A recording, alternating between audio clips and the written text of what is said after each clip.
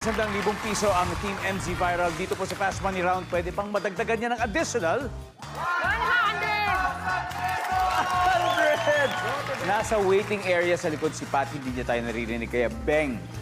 Bang! Let's play Fast Money. Bang, bang, bang! Para manalo ang team niyo, kailangan makakuha kayo ni Pat ng combined score na 200 or more. Tapos, automatic, extra 100,000 tayo. Alright? 20 seconds on the clock, please. On a scale of 1 to 10, with 10 being the highest, siyempre. Gaano ka kamuka ng nanay mo? Go. 9. Ano ang gagawin mo pag antok na antok ka na sa classroom? Matutulog. Bukod sa isda, ano pang hayop ang nakalalangoy? Hipon. Ano ang makikita sa prosesyon? Santo.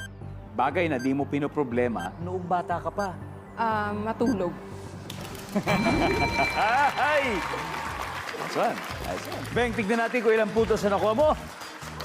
On a scale of 1 to 10 with 10 being the highest, gaano ka kamukha ng nanay mo? Sabi mo, 9. Survey. Meron yan. Meron yan.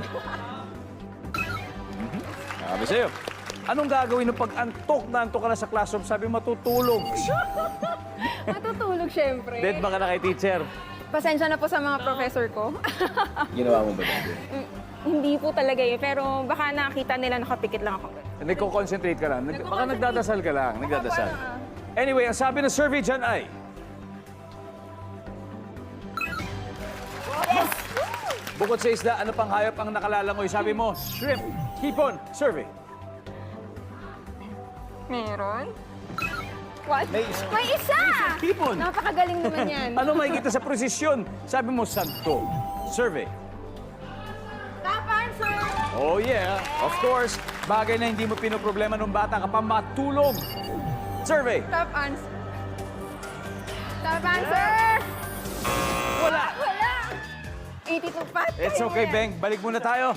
At this point, let's welcome back Pat. Go, Bear! Yeah! Pat. Pat, si Beng nakakuha ng 82. Ibig sabihin, 118 pa ang kailangan mo. Anyway, makikita po ng mga viewers sa bahay ang sagot ni Beng. Good luck. 25 seconds on the clock, please. On a scale of 1 to 10, with 10 being the highest, gaano ka kamuka ng nanay mo? Go. 8. Ano ang gagawin mo pag antok na antok ka na sa classroom? Kumakain. Bukod sa isda, ano pang hayop ang nakalalangoy? Dolphins. Ano ang makikita sa prosesyon? Rosario. Bagay na hindi mo pinoproblema nung bata ka pa. Bills. Pat, 118 points. Yan lang kailangan natin. Bagay na hindi mo pinoproblema nung bata ka. Sabi mo, bills. Oo nga naman. Survey. That's a top answer. Kuha mo. Ano ang makikita sa prosesyon? Ang sabi mo, Rosario. Survey. Good answer! Oh! Santo ang top answer na kuha ni Beng. Bukod sa isda, ano pang hayop ang nakalalangoy? Sabi mo, dolphin. Survey. 5 points. Aso ang top answer natin dito. Langoy aso.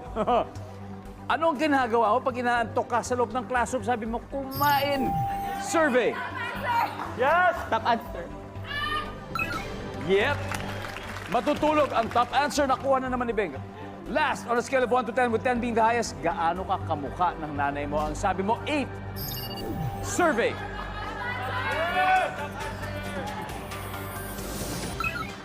Oh, 10 ang top answer natin. Perfect score. Anyway, congratulations sa inyo. May 100,000 pesos pa rin kayo.